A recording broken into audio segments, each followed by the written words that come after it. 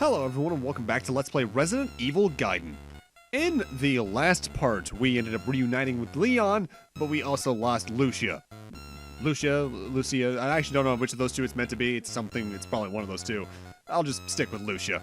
Because I think that's... No, actually, I think it was Lucia in Devil May Cry 2 now that I think about it, wasn't it? Now I think about it, they're both redheads, too. There's no way they took inspiration from this character for that character, right? Right? I don't want to think about it. Devil May Cry 2 is already depressing enough to think about in a lot of ways. Now, thankfully, getting over to where we need to go isn't too far of a distance. Honestly, like I mentioned last part, the ship has its problems, but it's small enough that getting around is never too long of a thing. It's never too taxing. In concept, at least.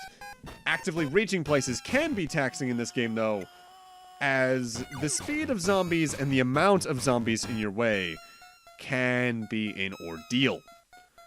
Especially because, again, they respawn them several times throughout the game with stronger variants. Like, there's no zombies in this hallway right now. There might be some on this outer deck portion right here by now. But by next part, I think there are zombies there, which is just weird. Also, I am cycling through the save files just so in case I mess up, I can just reload the old one and go from there. Hold it right there! Put the girl down, now!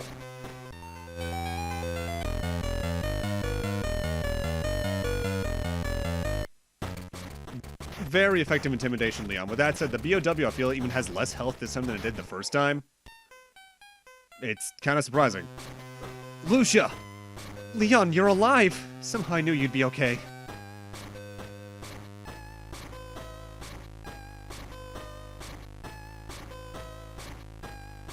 I don't believe it! This thing can't be stopped! Come on! We'd better get out of here! Let's go! Now!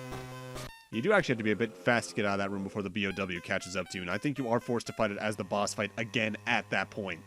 Which can be a little annoying, but oh well. I think it's back in there if you try to go into that room through that exact same door again, so just don't go in there for a little bit. We really need to find out what's going on! Last I heard, some of the crew were hiding out in the refrigerator. Alright, so through the refrigerator we go. We got the key to that way earlier on. It's one of the first times you can find in the game, which is unusual for how this game tends to handle some keys. So we can now actively head there. You could head there earlier and grab... no, maybe. I don't even think you could grab the weapon that's over there until right now, maybe. Because... some of the way they hide items in this game is a little aggravating. Because yes, there's that whole thing where some will only spawn later on in the game. But also some of them have such obtusely specific places to search. Like you can only find a weapon in the upper corner of this room between these two obstacles. That finding them at times is very counterintuitive. Like the final weapon in the game is just hidden between two computers that you can't tell there's an item there until you're up against it. And it does make me wonder how in the cancelled Resident Evil 1 ports, which, again, I'm not sure if some fans have finished that one like they have Resident Evil 1.5. If they have, I'll have to maybe eventually look at that, honestly. I'm not sure how they would convey where items are in that, outside of maybe making a little flashing glint to put on shelves or the floor. But it would at least be more than this game where you can only tell there's an item on something or at a place when the green arrow actively shows up, which means you're already at that place anyway. And it's less of a problem in, say, areas where you're actively meant to be searching for items, like in the second class cabin, where you're actively meant to be looking for keys anyway, so you're checking everywhere to begin with. But in places like that, where there's only a couple bodies around, but it's also a giant wide room, you might be checking almost everything in the room, and that's just absurdly tedious to me.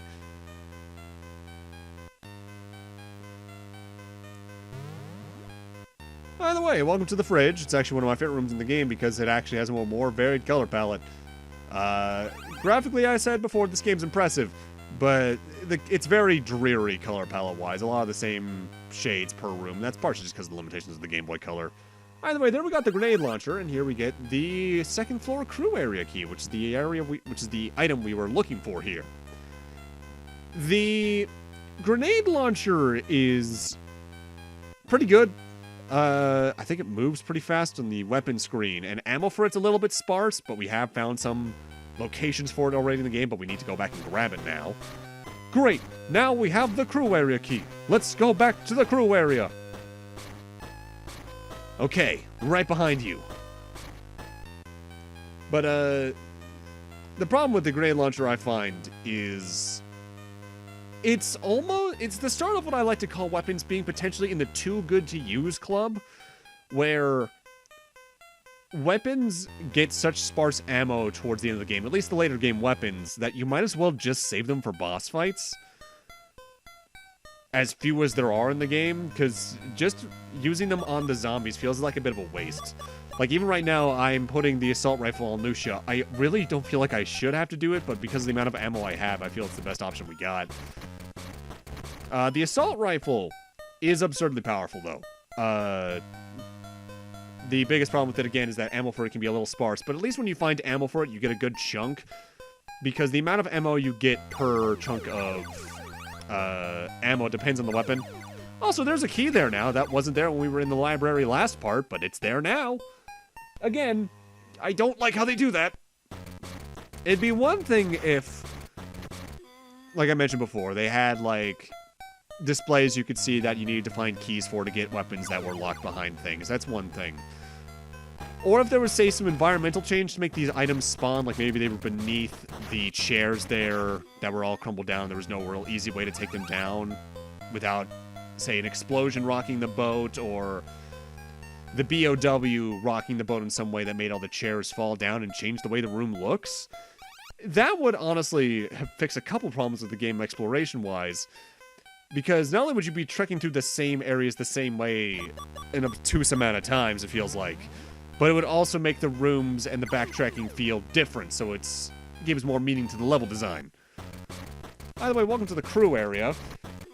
This room is surprisingly large for what it is, and there are a couple of items you can grab that I think that I completely ignore. To be frank, I don't think I know where every item in this game is compared to, say, Resident Evil 1 or 2 in comparison, which even then I only can really say about those two games more recently as I've played them more and more. Because, to be frank, again, because some items only spawn later on anyway, and you can only grab certain items once you grab certain weapons, there's some I probably ignored just because I know that they're there for like 2 minutes at a time, and I just don't feel like backtracking to them.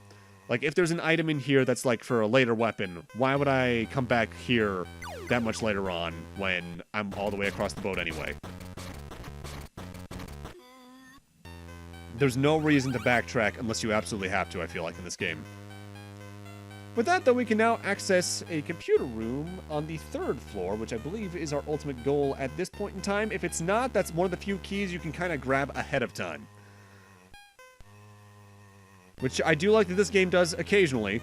Honestly, now that I think about it, Resident Evil, by and large, only really tends to let you grab a key when you absolutely need it. There's not many times you can grab something a couple of destinations ahead of time. Like, some of the few cases you can do that are usually like an item that you need 3 steps ahead, but you have it then and there just because you can grab it. And even then, that's limited to something like, alright, I have the jewel box in the Resident Evil 2 remake, but I don't have the red jewel yet. In fact, now I think about it, they've tended to do that more recently than in the early games. Like, 2 and 3 remake, you can grab things in some minor varied orders. Resident Evil 1 remake, a little bit from memory, but the classic games tended to be a little more railroaded. Tended to be is the keyword there. Their speed runs, obviously, you can optimize that stuff to an obtuse degree. Although now I'm sickeningly curious. Resident Evil Gaiden speedrun. Is that even on SRC? It is. 12 runs, that's more than I expected. Shortest run is 32.5 minutes. Oh, that's shorter than this LP. Problem is, I wonder how much of that is proper optimization and how much of that is like, yeah, you can set this event flag early, meaning you can just skip this entire plot point. Because I can see this game having a couple of those. Let's see. No guides or resources. I will watch the world record run between this video and the next video, just so I can see what I can report. Because I'm curious. Whether or not it's a good kind of curious or not, I'm not entirely certain.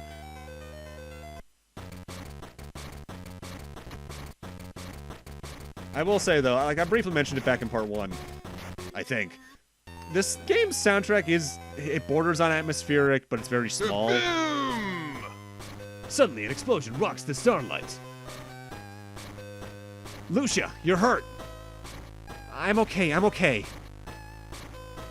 The fire is spreading. If it reaches the engine room, this ship's gonna go blow and we're gonna go with it. I'll use the radio and call in the helicopter. We need to get off this floating death trap. Mayday, Mayday, HQ, do you read me? Come in, over. This is headquarters, over. I've found Leon. We've also got a girl with us. She appears to be the only survivor. What about the B.O.W? We're still working on that, but right now we've got a ship that might sink at any minute. Request a helicopter for immediate evac. No can do. We can't get a chopper up in this storm. Suggest you hold over until the storm blows over. We'll get a chopper out the minute the sky's clear. Right. I'll see if the ship will accommodate our schedule. One more thing. We received some new info about the B.O.W that might help you identify the creature. It has green blood. I repeat, it has green blood. Acknowledge, please. Green blood. Acknowledged. Over and out. Well, looks like you were wrong. I guess I was. Listen, Leon. I need you to see if there's a sprinkler system or something you can get working to slow down the fire. That way we might be able to buy some time till the chopper gets here. What are you gonna do? Trust me, I'll be right back. Yeah, sure. Lucia, stay close. On high-tech ships like this, usually everything runs from a main computer. Let's head to the computer control and see if we can find something that'll activate the sprinkler system. Okay, I'm right behind you. And now we're not playing as Bear, we're playing as Leon. And there are minor sprite differences, and by that I mean Leon's a bit bluer, and his face has an extra row of,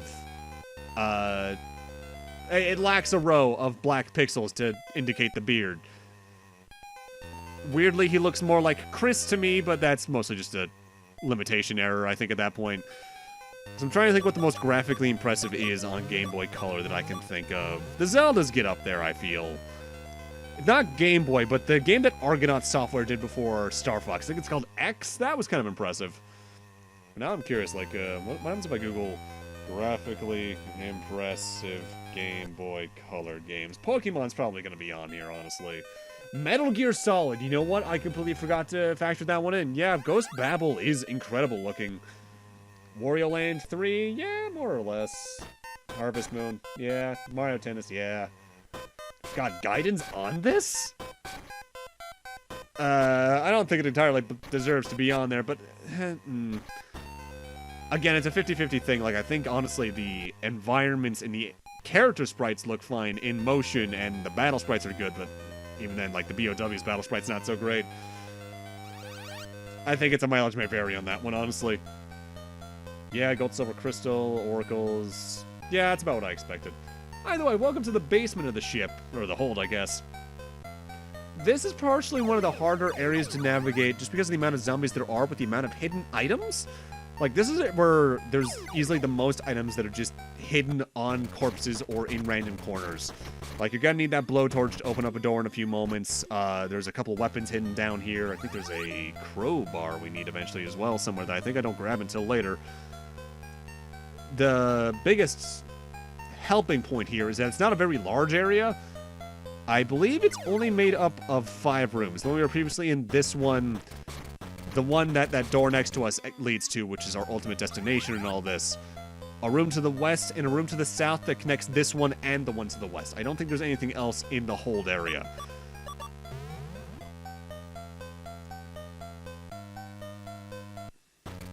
Thinking about it, though, going back to, like, the Game Boy Color, I'm kind of surprised we never got another original Resident Evil on a handheld until Mercenaries 3D and Revelations.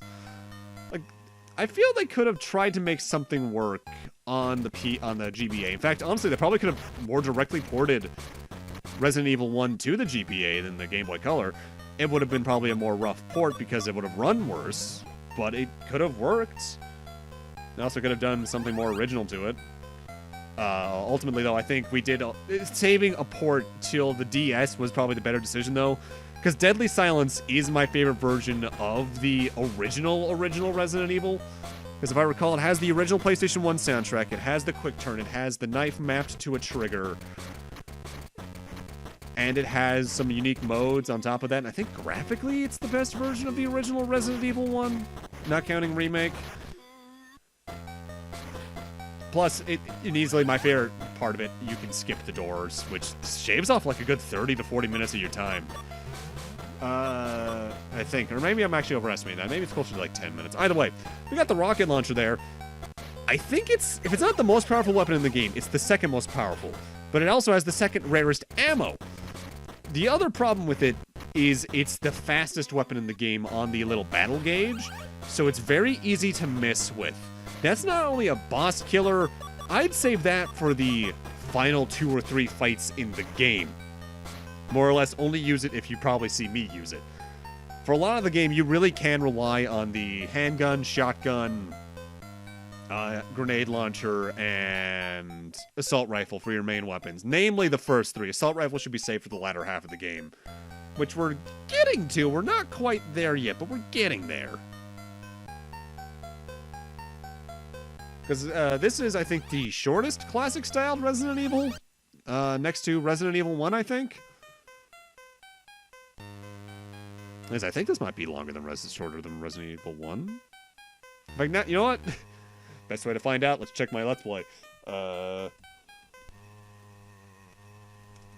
haven't seen footage from this in years. Actually, how long ago did I do the original Resident Evil? I don't even remember at this point. Because I remember when I recorded Resident Evil 2. And I remember when I recorded Resident Evil 3. I want to say the original Resident Evil was an earlier PlayStation 1 game I did. Let's see. Episode 1, I was still using the original thumbnail system where it was just concept art. That was back in 2015. December was when it was uploaded, so it was probably recorded closer to like summer. 8 20-minute videos long. No, this is definitely shorter then, because this is 6 videos long. Huh. This room's interesting to me. Because the safe there, I believe, is one of the instances I brought up last part of the part before, where there's some places where you can get multiples of an item. So depending on how you explore this place and better optimize, there probably is a faster route to clearing this game. If I recall, I saw... It may have been an edited video on YouTube, but I saw a... When researching for this LP, someone did a blind stream of this in like 2 hours. But I'm not sure if that stream was edited. So, jury's out on that. I'll have to watch that at some point. But still, welcome to the computer room. This is our goal for at least our current objective. Something I'm surprised they don't really do too much in this game as well, is they don't really place many surprise zombies, at least outside the ones that aren't hidden in little nooks and crannies. Like, there's no bodies on the floor that just turn into zombies the moment you walk past them. Need the operator password card to reboot the computer. The operator crewman can also be found socializing in the piano bar on the 2nd floor. So that starts off a whole chain of you needing certain items for certain investigations. Okay, that's the computer rebooted, but we can't start the sprinkler system from here. It says the system can only be started from the data control room. It must be part of the ship's security. Okay, let's go. Alright, but with that, I'm going to need to end this off here. Thank you guys for watching, and in part 4, we're going to head to the data control room and see if we can start the sprinklers from there. See you guys then.